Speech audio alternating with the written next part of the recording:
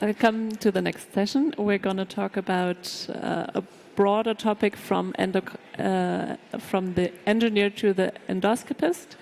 And we would start with a short introduction of each and every one of you. And maybe you can already reference to context you had to technology and engineers to be a little bit more specific along your career. And Alex, maybe you want to start? Yeah, hello, my name is Alexander Meining. I've been working in endoscopy, I think now for 25 years or something like that. So probably as long as you, maybe. We started quite at the same time. And I've been trained at the Technical University of Munich, and my first boss was Meiner Klaas, which some of you might still remember. He was one of the innovators in endoscopy, and what I had already at that time is that I was quite interested and keen on developing new endoscopic methods and also new tools and devices. And I tried to keep this up my whole career, more or less. And now I'm working at the University of Würzburg and also in Germany. And I'm trying to integrate basic research based on endoscopy. So in my lab we have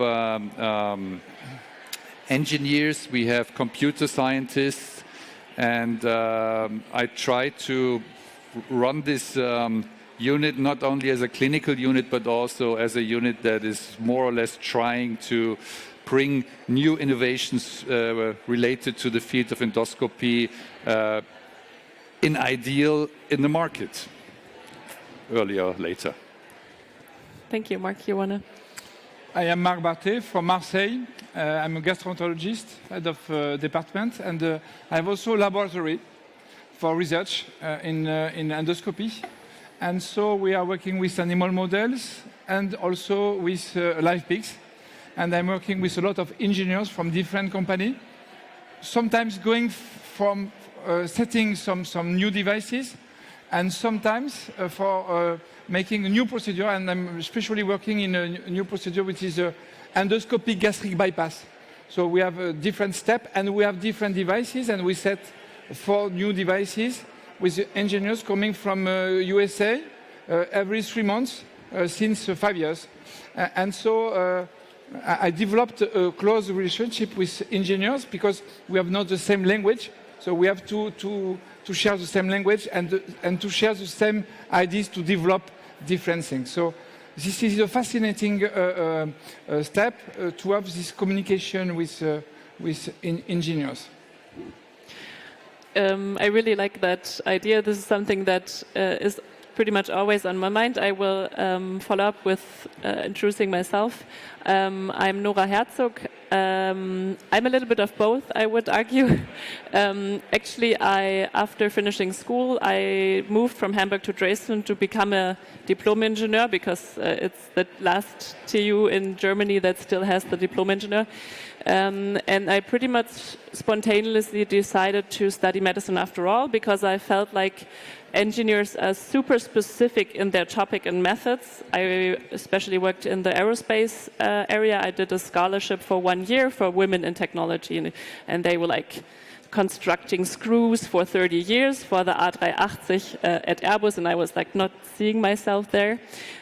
So I thought in medicine you could be a scientist and work with a broader variety of methods and with people and just, And then I was pretty frustrated actually by the lack of innovation in medicine, and that at least in our studies based on multiple choice, we don't really learn methods, but facts.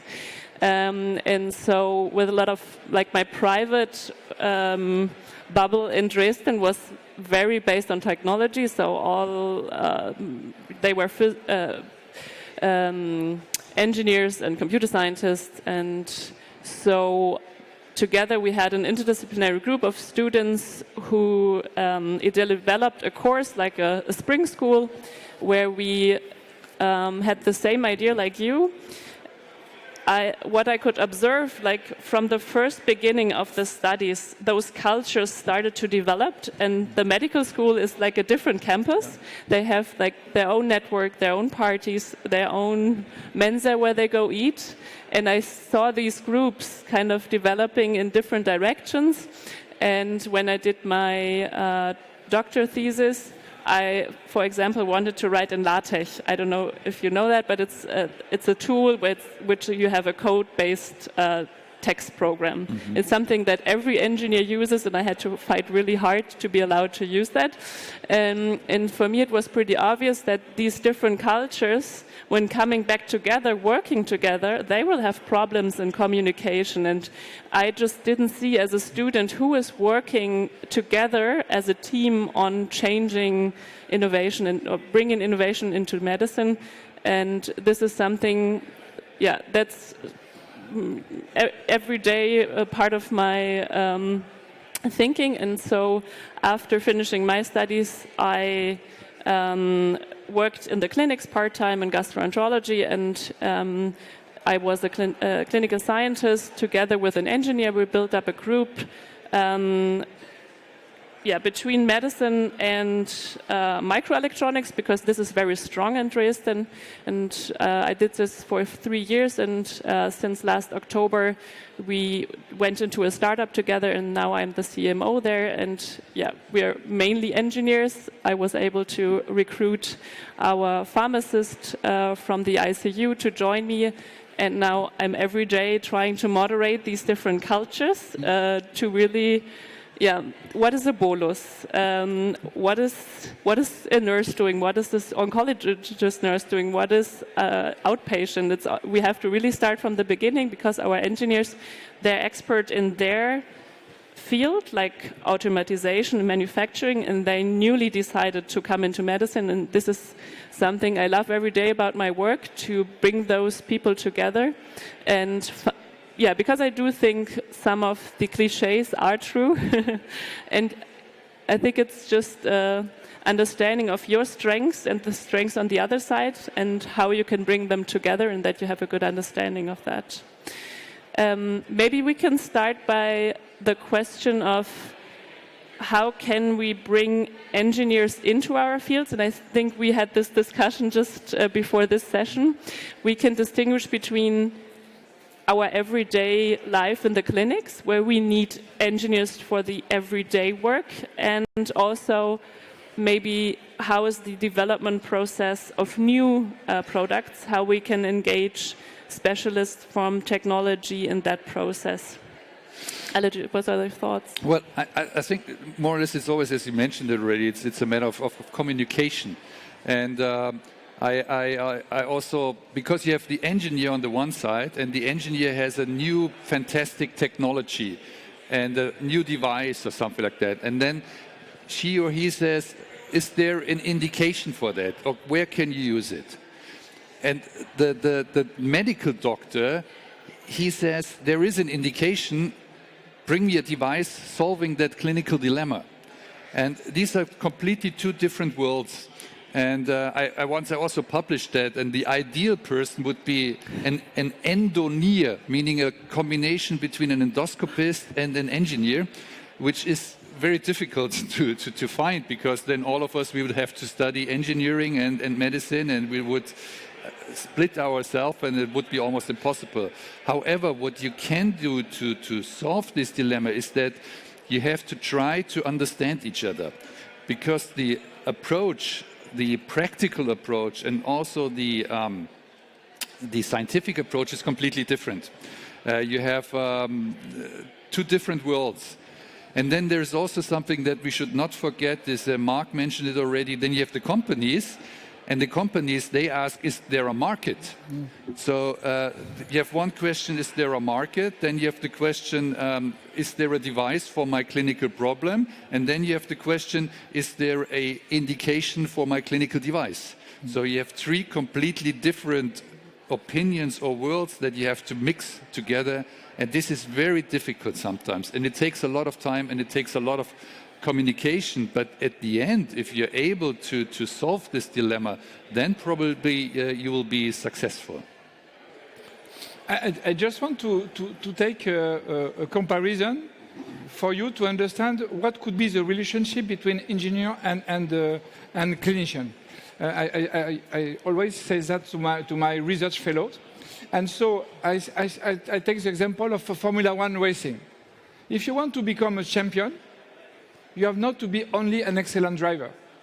You have to be able to speak with the engineers, provide to the engineers your feeling, some ideas from improvement, and then to assess the changes done with the car. And this is exactly the same when you are trying to develop new endoscope, new devices. So I've many engineers coming in my department and in my laboratory. And so we discuss, and they ask me, okay, do you think we are into the good direction?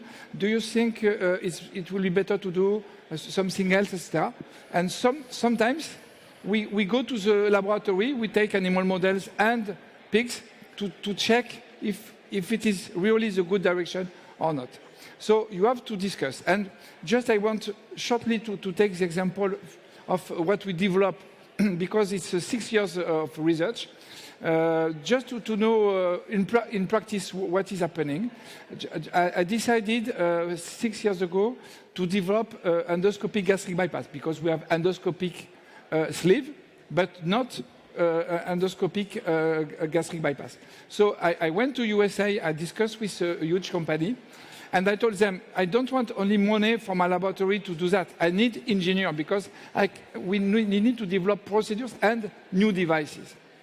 So I told I need to have engineers from US in my laboratory every 3 months to know if we are in the good direction, to improve the devices step by step, because we developed 4 new devices.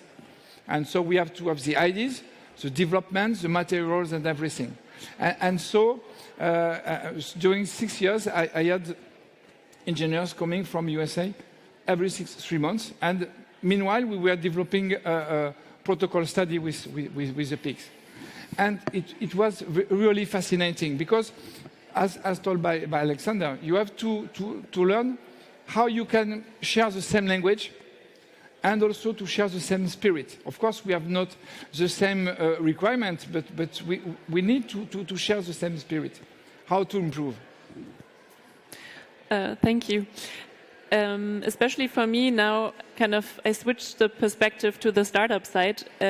I think it's very tough, especially for small companies that maybe have agile processes, young talents who really thrive for making a difference in medicine, that have decided to join this way, how to get in contact with guys like you, who are specialists, who really know what they need and who have the time and the effort to spend on these ideas. Because I think there's no platform, or like maybe we could count how many engineers are walking around here and how many startup people. It's probably just very few.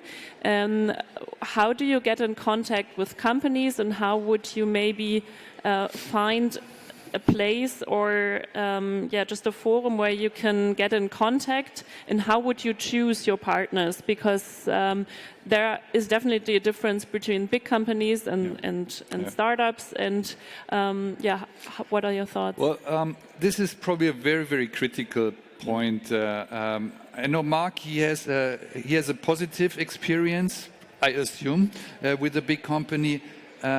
Honestly, I have rather negative experience with the bigger companies, because the bigger companies, they're mainly dominated by marketing. And marketing decides which side, or whether that will be reasonable to invest money for developing something or not. And I made the experience that if you have contacts to the smaller companies and focus really on small issues or small devices, or really try to bring something forward for a specific indication, then the exchange is much better. It's much faster also, because you have the contact to the decisioners much easier, as with contrast to the larger companies. And I think this is an advantage, and this is also what we realized many times, is that you have small startups like your startup company, and then you bring a device close to the market or maybe even into the market. And then these small companies, they are bought then by bigger companies, which we experience every year several times. So I think this is the issue. And the problem is the larger the company, the more difficult it is to bring innovation for endoscopy forward. They are so slow, they have so many regulatory problems, and then they have the big problem that they hesitate often to invest money because the business is going well. So when the business is going well, why should I invest money? Because I have my quarterly numbers, I have my yearly numbers, and as long as it's running well, why should I invest some money? In contrast, the startup companies, as you are heading one, they really want to bring something forward. And I think we should invest more money, maybe public money, more EU money in these small startup companies, because in my opinion, that's much more, they're much more productive, and this is probably a better way to go if you want to bring medicine forward. I fully agree with you. If you want to treat with big company, you need two things. First, you need to be what they call KOL, key opinion leader. And secondly, you have to work with a huge market behind you. And it was the case because obesity, of course, is a huge market. So this is the reason for why I developed with this company in US. And they gave me not only money, but mainly engineers to develop this procedure. And now we are able to do the procedure six years later. And so now we need some money for switching to human beings. But everything is set on a technical point of view. And I have another example for radiofrequency ablation, ESGE guided. This is a small company. And so the relationship were completely different. They wanted me to try to develop as I'm KOL in the US. And so they asked me, we have a radiofrequency, could you do, what is your opinion? What we could do with that? And they have this internal cooling needle, and I told them, you have to improve your needle because in non-experienced hands, it will be a disaster. So I worked with engineers to develop and to change the needle for having a better outcome, less complication, and better efficacy. And so it was easy because the relationships are close, and you can call, you can send an email, and you have a very quick answer. So this is very different. So one is an idea, and the second one with big company, you have to have the market behind you and to be KOL. Thank you. I would maybe have a different solution. I think money is not always what solves the problems. I think it's really the possibility of getting in contact and to understand. You need not every physician, but you need a few physicians that kind of have this insight into what kind of technologies are rising up to start the process of what could we do with this technology before there's a product.